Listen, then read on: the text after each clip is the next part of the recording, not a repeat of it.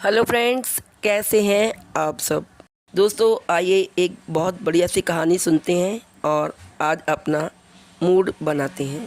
दोस्तों इंसान जीवन में कर्म करता है, वो सुकर्म होते हैं या कुकर्म, वो ये भी जानता है कि मैं क्या कर रहा हूँ। अगर वो अच्छा करता है तो उसे पता है कि मैंने आज अच्छा कर्म किया है, और अगर वो कुकर्म करता है, किसी के साथ छल कपट चोरी, तो वो जानता है कि वो कुकर्म कर रहा है। लेकिन कर्मों का हिसाब तो उसे देना ही पड़ता है। तो इसी विषय पर मैं आपको एक आज बहुत बढ़िया सी कहानी सुना रही हूँ। आशा है आपको ये बहुत पसंद आएगी।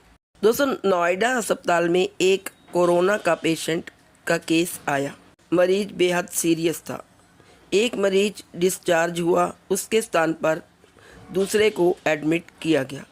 अस्पताल के मालिक डॉक्टर शर्मा जी ने तो तत्काल जाकर आईसीयू में केस की जांच की, ऑक्सीजन लगवाई। जब डॉक्टर साहब बाहर आए और उन्होंने अपने स्टाफ से कहा कि इस व्यक्ति को किसी प्रकार की कमी या तकलीफ़ ना हो और उससे इलाज व दवा के पैसे भी ना लिए जाएं। पेशेंट तकरीबन 15 दिन तक हॉस्पिटल में रहा। जब बिल्कुल ठीक हो गया, रिपोर्ट नेगेटिव आई, उसको डिस्चार्ज करने का दिन आया था, तो उस पेशेंट का लगभग 2.5 लाख रुपए का बिल हॉस्पिटल के मालिक और डॉक्टर की टेबल पर आया। डॉक्टर ने अपने अकाउंट मैनेजर से कहा, इस व्यक्ति से एक भी पैसा नहीं लेना है। ऐसा करो, तुम उस पेशेंट को लेकर मेरे चैम्बर में आओ। मरीज व्हील चेयर पर चैम्बर में लाया गया। डॉक्टर ने उस पेशेंट से पूछा, भाई क्या आप मुझे पहचानते हो? पेशेंट ने कहा, लगता है कि मैंने आपको कहीं देखा है। डॉक्टर ने कहा, याद करो, लगभग 2 साल पहले शाम के 6-7 बजे ग्रेटर नोएडा के आगे जंगल में तुमने एक गाड़ी ठीक की थी। उस रोज़ मैं अपने परिवार सहित वृंदावन से बांके बिहारी जी का दर्शन करके लौट रहा था कि अचानक कार में से धुआं निकलने लगा और गाड़ी बंद हो गई। कार एक तरफ खड़ी कर मैंने चालू करने की कोशिश की, परंतु कार स्टार्ट नहीं हुई। अंधेरा थोड़ा थोड़ा घिरने लगा था। चारों ओर जंगल और सुनसान था।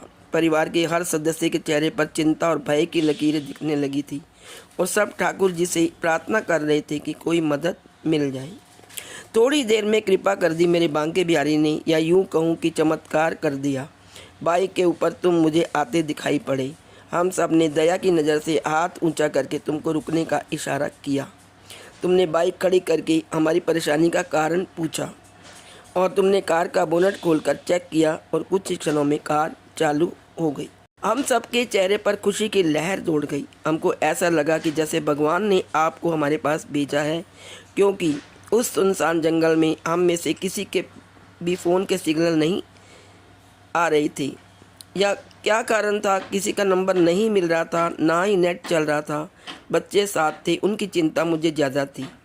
तुमने मुझे बताया था कि तुम यहीं जेवर के पास गैराज चलाते हो। मैंने अपना आभार जताते हुए कहा था कि रुपए पास होते हुए भी ऐसी मुश्किल समय में मदद नहीं मिलती। तुमने ऐसे कठिन समय में मदद की। इस मदद की कोई कीमत नहीं है, ये अमूल्य है, परंतु फिर भी मैं पूछना चाहता हूँ कि आपको कितने पैसे दूँ। उस समय तुमने मेरे आगे हाथ जोड़कर जो शब्द कहे थे, वह शब्द मेरे जीवन की प्रेरणा बन गए हैं।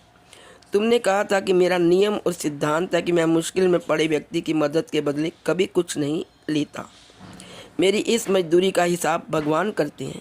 उसी दिन मैंने सोचा कि जब एक सामान्य आय का व्यक्ति इस प्रकार के उच्च विचार रख सकता है और उसका संकल्प पूर्व पालन भी कर रहा है, तो मैं क्यों नहीं कर सकता। मैंने भी अपने जीवन में यही संकल्प ले लिया है। 2 साल हो गए हैं, मुझे कभी कोई कमी नहीं पड़ी। अपेक्षा पहले से भी अधिक मिल रहा है।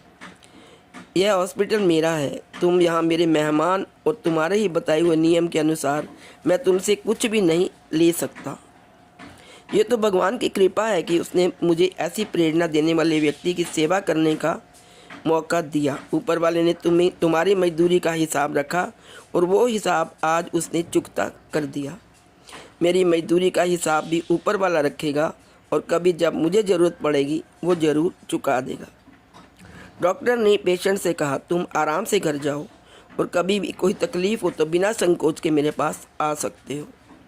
पेशेंट ने जाते हुए चैम्बर में रखी भगवान कृष्ण की तस्वीर के आगे हाथ जोड़कर कहा, हे प्रभु, आपने आज मेरे कर्म का पूरा हिसाब ब्याज समेत चुका दिया।